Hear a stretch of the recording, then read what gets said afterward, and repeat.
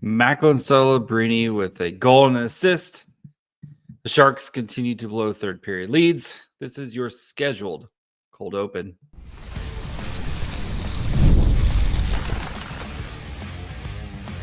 You're Locked On Sharks, your daily podcast on the San Jose Sharks, part of the Locked On Podcast Network, your team every day.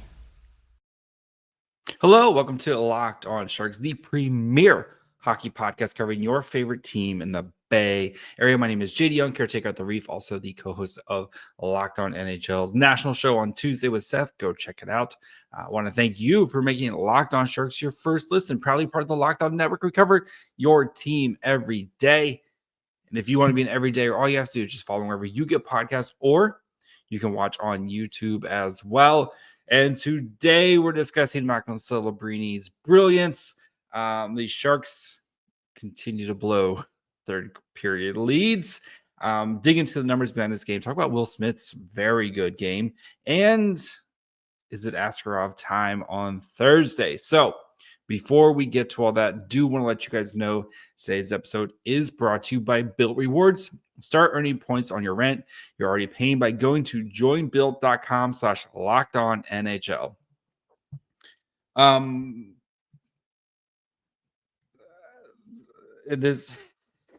These first segments are becoming very like Macklin Celebrity is really awesome, and the Sharks can't blow another third period lead, which is fine, right? But Macklin Celebrini is really awesome, and the Sharks continue to not be able to hold a third period lead. Like, this is, yeah. Of course, we're going to start with Macklin Celebrini. Celebrini tonight with another goal and an assist. So he's got 2 points. He's up to 22 points in 22 games. Not a math guy, but that's a point per game as an 18-year-old kid in the NHL. He's good. Like, Celebrini is like, why? Like, the more you watch him, and I like, there's fans who are still like the Sharks should continue to lose and stuff, and they're going to continue to lose. But like, I get that from a fan point. If you want them to continue to lose and try to get the best possible draft pick, I get that. I'm at the point where you need to cultivate your young talent, because you have done the hardest thing possible, and that is find a franchise player. And you have one in Macklin Celebrini. And it's my favorite thing now is to kind of see other teams who have not gotten a chance to watch Celebrini get to see Celebrini for the first time and their reaction to when he does stuff. And it's like, I don't want to take for granted what Celebrini's doing, because what he's doing is not normal. It is not normal what Macklin Celebrini is doing. Like, you're getting like I had Penguins fans like, that's Sidney Crosby. Like, you're just watching Sidney Crosby 2.0. Like, in my tweets, like, even like the Jets coach tonight, what did he say? Adam Lowry. Yeah, we hadn't seen him, Macklin Celebrini or Smith. Some of the young kids they've got. Celebrini, he's dynamic. The thing you really notice about him is his compete. He doesn't go to the outside. He doesn't go away from where the battles are. He gets inside. San Jose, they're looking to obviously build around him like that. You can understand why he was a first overall pick. He was noticeable. That's for sure. Right. And Celebrini is like the Celebrini thing of the day is just how ridiculous he is constantly. But his no-look passes, like the goal, he looks off Connor Hellebuck, who you could argue Connor Hellebuck is, this generation's best U.S. born goalie, and one of the best goalies of this generation, if not the best. Like, you can, Shesterkin, Hellebuck, there's plenty of guys who you can kind of debate over. But he looks him off and just goes backhand between 5-hole. Like, his ability to make trick guys into doing what he wants them to do. And the compete thing, right? Even on the first goal, him winning a 50-50 board battle, getting his stick around, one hand pushing the puck over to Kovalenko, who Kovalenko wins his 50-50 battle, wins the puck, and gets to Toffoli, who's not going to miss from there. Like, those type of things it's not normal for an 18-year-old kid, like, to be doing stuff like that. Like, like, we're gonna talk about Will Smith. I would like Will Smith was awesome tonight. Will Smith had plenty of stuff, but like, Macklin Celebrini is already one of the top 15 best players in the NHL right now. And he's only going to get better. He's only going to rise up that list. Yeah, I wouldn't trade Celebrini for the world right now. With like, you could offer me like anything. I am not trading Celebrini. And we have 20 years of this, guys. We have 20 years of this. We are just getting started with him. So, yeah, he was absolutely amazing tonight. Just his ability to control pace, make guys look silly, get in there, like, whatever he wants to do, Macklin Celebrini is going to be able to do it. And you found that guy. You found that guy.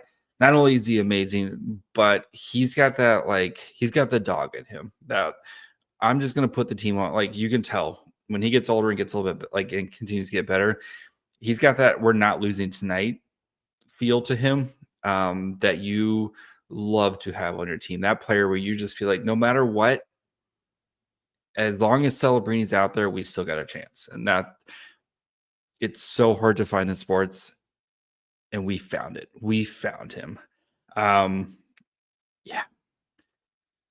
But of course, the Sharks continue to lose in the third period. And this was, if you watch my what to watch for in this game, I talked about, can the Sharks play a full 60 minutes? And they played much better tonight than we saw against Utah. Like, their third period wasn't great, but it was a much better performance. And that is that killer instinct that, like, Cody Ceci mentioned, and like the Sharks, this is that like learning how to win mentality. And I think this kind of goes back to, you like mentioned earlier, of like, yes, I still want the Sharks to draft really well, but I would rather Celebrini and Smith and Eklund and Zetterlund and all these other guys who are going to be part of your future core learn that killer mentality, because that is the hardest thing, right? Is learning how to win and learning how to put teams away.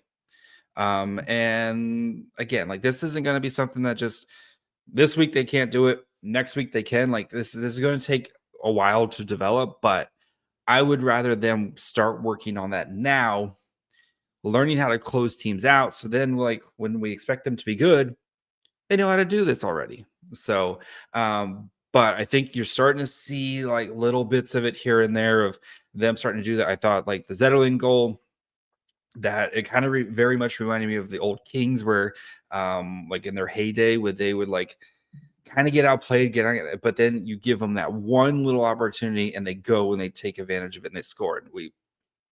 I would hate the Kings for that, because they would constantly do that. Sharks had a chance to do it tonight. They took advantage. They scored, put them up 3-2 in a game that they felt like they were controlling for the majority of this game. But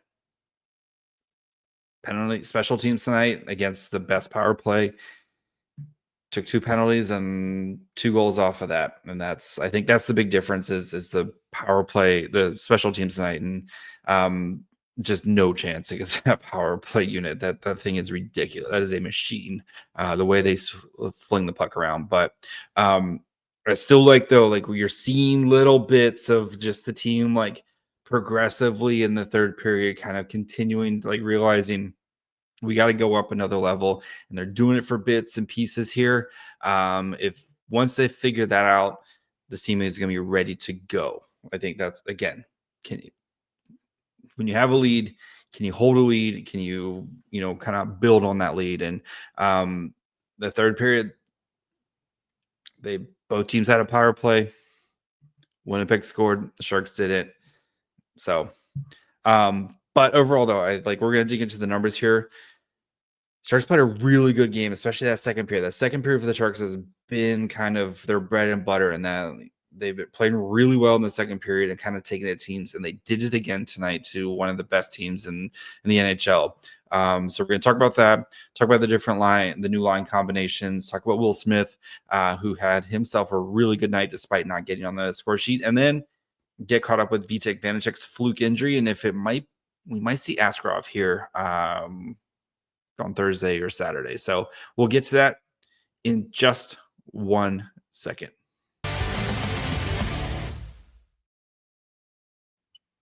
The World Series, Super Bowl, the Olympics, the world's top athletes get to play on these top level sporting events thanks to one thing: teamwork.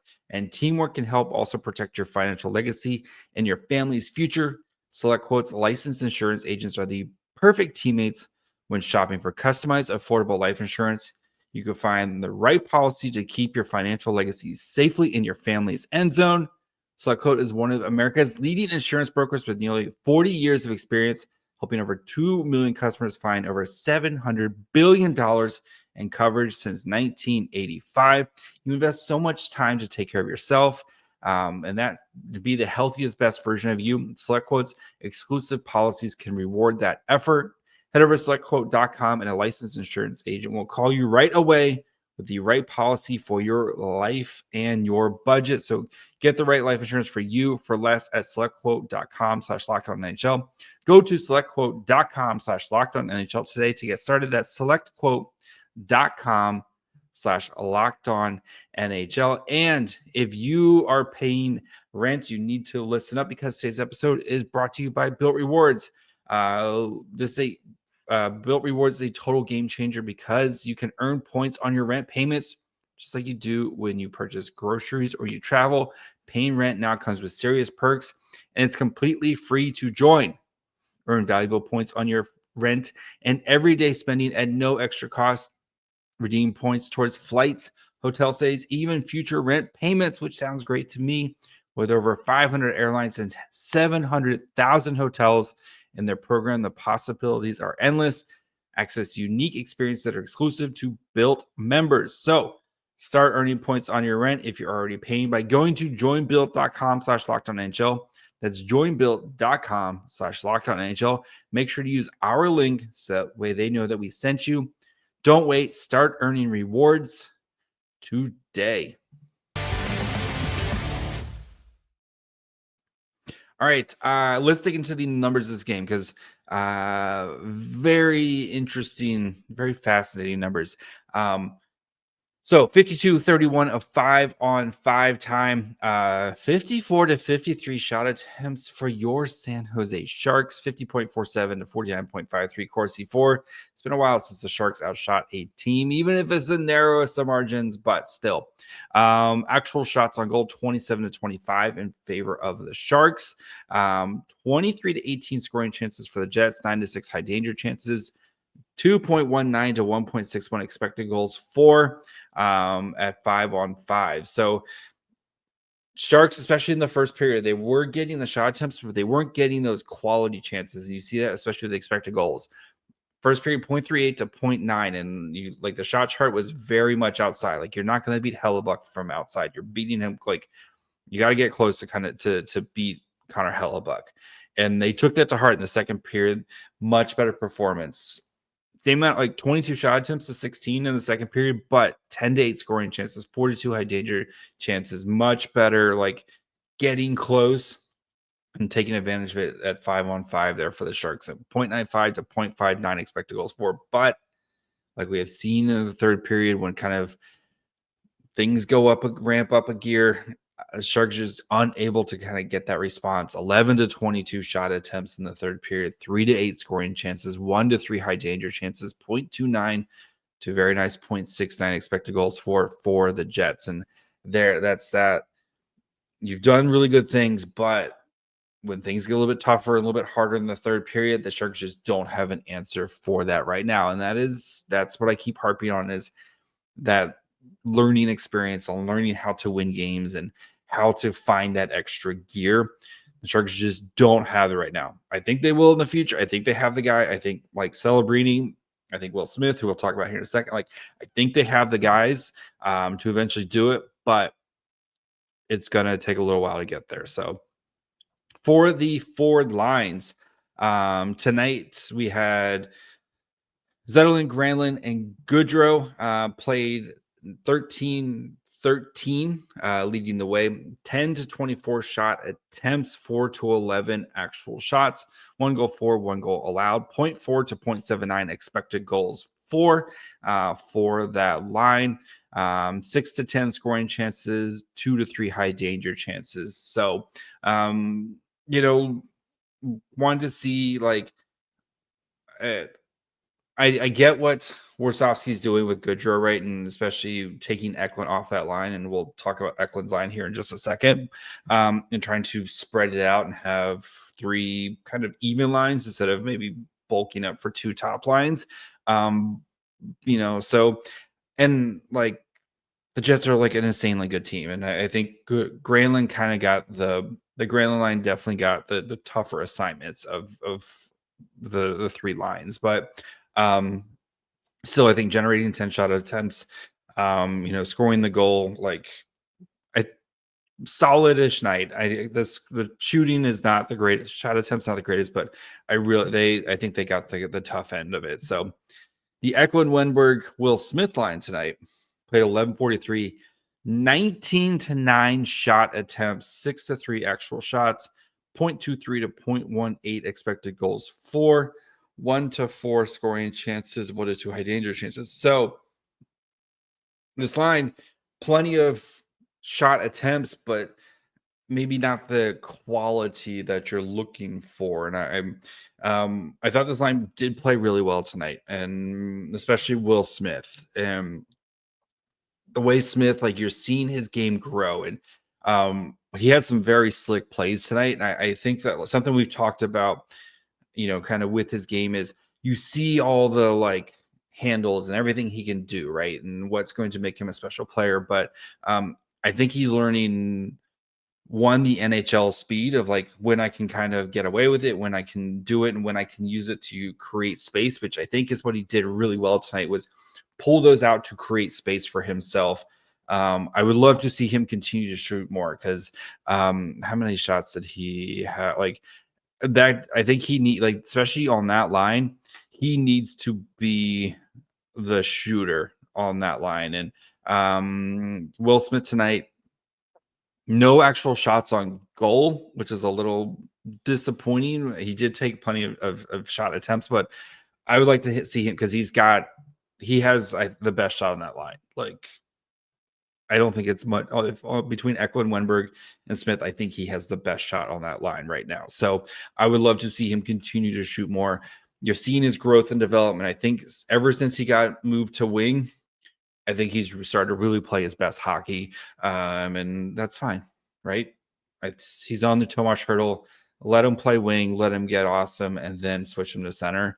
That's totally fine with me. So, but that line though, still needs to generate a little bit more. I think if you're going to be taking that many shot attempts, one, you need to get more of them on goal. If you only get 6 on goal on 19 shot attempts, and 2, I think trying to get a little bit more of those high quality chances. So the Grundstrom line played 10:37, 10 to 10 shot attempts, 6 to 5 actual shots, 0.29 to 0.53 expected goals for that line, 4 to 4 scoring chances, 1 to 2 high danger chances. So perfectly serviceable. We'll see what we'll see what Grundstrom and Delanger, who I think they're just going to kind of continue to flip and rotate who gets in and who gets out. But I thought this line was perfectly serviceable tonight. Toffoli, Celebrini, Nikolai Kovalenko played 10:07, 5-on-5. They had 10 to 7 shot attempts, actual shots 9 to 5, which is insane. 1 goal for, 1 goal allowed. 0.37 to 0.56 expected goals for, 5 to 4 scoring chances, 1 to 2 high danger chances. I talked about Celebrini a ton at the beginning. Like, he's amazing. So, and we get him. We have Macklin Celebrini, guys. Like, it's pretty awesome. As for the defensive pairs, Cody Ceci tonight, not my favorite person tonight with his play. The Wallman CC line, though, did have 50 1.52% Corsi 4 when they were on the ice at 5-on-5. But I thought CC made some terrible plays, especially on the first goal, where he kind of like a lot of the goal where CC was out there is he kind of felt like he gets stuck in no man's land where he needs to make a decision, right? Especially in those kind of 2-on-1s. He needs to either cover the shooter. Well, typically on a 2-on-1, right? You leave the shooter to the goalie and you cover the other guy, right? And he kind of got stuck in no man's land of he didn't do either. And he made a valiant effort to try to kind of cover the eventual goal scorer. But yeah, he felt like he was in no man's land a lot. And I think it just comes down to like, you need to make a decision right there. Like cover the other guy, cover the pass and let Georgiev take on the shooter. And if he beats you, then tip your hat type of scenario. So, yeah. The other defensive pairs tonight, Rudo Mukhamadullin. I think Mukhamadullin had a little bit more of an up and down night tonight. Not a great penalty, one where he kind of gave up a puck and then kind of got caught in a bad position there. It stinks because like right before that, he made a really nice play, like kind of a nice little pinch, right, literally like 10 seconds before that. But that's fine. Like Mukhamadullin, you're going to have your ups and downs. Ruda, I thought, did have some nice plays tonight. Also stuck up for Celebrini tonight, which was you love to see. For our Liljegren, 44.44%, Corsi 4. So kind of the usual from those guys. Quickly for Georgiev. So in all situations for him, 29 saves on 33 shots against, 4 goals, expected goals against, 303. And I can't like, maybe like the last one I think is probably the one where you want him to make a save there, but is also tipped. But like some of the other ones, like Kyle Connor is just like an insane goal scorer. And there's like, and Cody CC kind of gets stuck in no man's land. Like none of them are like the last one he probably really wants back. But I think overall he's like, again, I believe with Georgiev, I think the bar was so low at the trade that like I just expected like if you can make a save occasionally, you're like, wow, this is great. But so we'll see. I'm curious to see. We'll talk about here in a second, but I'm curious to see what they do with Georgiev / Vanacek / Askarov here in a minute. So 879 save percentage, 4 of 5 goals against, 7 of 8 on high danger saves, 5 of 7 on mid danger. And 15 on 16 on low danger saves there. So we'll talk about Vitek Vanacek's fluke injury and if we might be seeing Askarov here on Thursday. So we'll get to that in just 1 second. Today's episode is sponsored by Prize Picks. If you love sports, you're going to love Prize Picks, the best place to turn your sports knowledge into real money, whether it's hockey, football, or any of your favorite sports. Prize Picks makes it easy to get in on the action. You can win up to 1,000 times your money on Prize Picks. Plus, this holiday season, they're giving away $30 million in rewards during Pixmas. I like Pixmas. That's fun. And offering 2 free picks in December. When your picks hit, Prize Picks makes it easy to cash out. You can get your money in as fast as 15 minutes. So this week on Prize Picks, I'm eyeing the hockey board, looking at Macklin Celebrini for more than 1 goal. Celebrini's I think he's on a rampage right now. And Artemi Panarin for more than 1 assist. It's simple to make my picks and have fun with friends while potentially cashing out fast.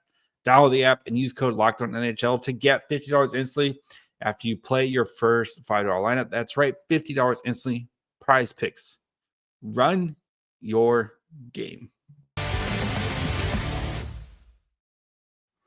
All right, before we get to Vitek Vanacek, Askarov, Georgiev, all this fun stuff, do, of course, want to thank you guys for making Locked On Sharks your first listen.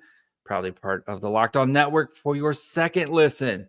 Go check out, of course, Locked On Fantasy Hockey. If you need some help with your fantasy hockey team, who to start, who to sit, who to pick up on waivers, all that good stuff, they've got you covered there. Or check out one of the other shows here in the Bay Area, of course, Locked On Niners, Locked On Warriors, Locked On A's, Locked On Giants. Plenty of great stuff here at the Locked On Network, where, again, we cover your team every day.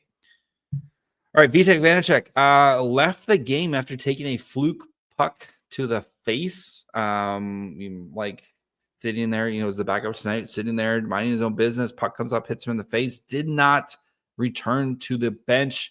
Warsawski had no official update on him. He was actually announced not available for tonight's game after that. So we were really close to having an e-bug situation, which would be really fun to talk about. But first, I hope Vanacek's okay. Hopefully it's just stitches or something like that. You do also, especially because, right, we've all seen it. They're sitting on the bench.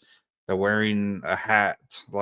You also hope it's not a concussion thing. So we're hoping Vanacek is okay. I try not to sound rude and stuff. I do really hope Vanacek is okay, because that's, right, you're just sitting there minding your own business and a puck comes flying up and hits you. You guys all know that's a frozen piece of rubber flying at 100 miles an hour. That thing hurts. So but what does this kind of mean, though, especially for Thursday? So Sharks do play the Avs on Thursday. Sharks have been very your turn, my turn. They've been very much splitting the goaltending. Gorgiev, who again played pretty well tonight. Do you see them go with Gorgiev, or do we get Askarov? The good thing with the Barracuda right now is they're down in Coachella Valley, so it's a very easy call up to get Askarov back to San Jose. You can, you can have him back within 2 hours type of thing. So we'll know. The Sharks do practice on Wednesday. I doubt, unless Gorgiev is on a plane right now, or someone is driving him up, driving him to San Jose. I doubt we see Askarov at practice tomorrow, but you never know. I also doubt we see Vanacek. So I assume they'll have some sort of, they'll have an e-bug or something like that for practice tomorrow. But we'll definitely know if Askarov isn't playing on Wednesday for against Coachella. I assume he'll be in San Jose on Thursday, and I'm curious to see, do they give Askarov the net on Thursday night, or they let Gorgiev get the revenge game potential? So it'd be really intriguing to see what they do here. I'm very much of the let the guys continue to alternate, because I think that's, especially right now when you don't have a clear cut number one, it's very much a 1A, 1B situation. Even if Askarov is there, I'm very much of the mind to let them continue to alternate and give Askarov the start, because he was going to start on Wednesday night no matter what, right? That's the plan. Is in the AHL, he's been starting, with a good chunk of the games. You have Georgi Romanov, who's played very well. And especially with the Barracuda, I think then they don't play again until the weekend, or no, they play again on Friday. So you can play Romanov Wednesday and Friday if you want. Not that they'll figure out the goaltending situation down there, but I would, if it was me, and assuming Vitek Vanacek is not available, whether that's an IR stint or he's out for a week, I would still continue to alternate Gorgiev, Askarov. So Askarov starts Thursday. Saturday, you would get Gorgiev in an afternoon game, and then you have a Monday game that would be Askarov as well. So that would be kind of the schedule I would, if Ryan Warsawski asked me. Again, I've said it a million times. I'm just an idiot. So we'll see what they do here. But I do think, though, we'll know more, especially if Askarov is recalled. It sounds like that would probably make it seem like that Vanacek is probably going to be out for a little while here. You can also recall on an emergency basis without having to kind of waste or having to kind of do another transaction for goalies. So if they feel like Vanacek's going to be available by Saturday and they just want Askarov for Thursday, you can always recall Askarov on an emergency basis. It doesn't count against your how many guys you have on the team, especially since he left that game. it's easy to get Askarov on the team. Like, you don't really have to do a lot of transactional maneuvering to get him on the team. So, but I would assume that we see an Askarov call up, especially since Vanjek did not return to the game. It could be like maybe he got like a bunch of stitches and they didn't want those to clean. But if he has a bunch of stitches on his face, that's what you're hoping is like kind of the best case scenario. Worst case is it's a concussion. He's probably going to be out for at least a week or so minimum with that. So, yeah, hoping Vanchek's feeling better. And at the same time, I do hope we get to see Askarov because Askarov's super fun. So that's going to be it for me today. We'll be back tomorrow. So make sure you guys are following wherever you get podcasts. And of course, you can watch on YouTube as well. Follow the show on Twitter, Facebook, and Instagram at Locked On Sharks. Follow me on Twitter and Blue Sky at My Fry Hole. Until tomorrow. Bye, friends.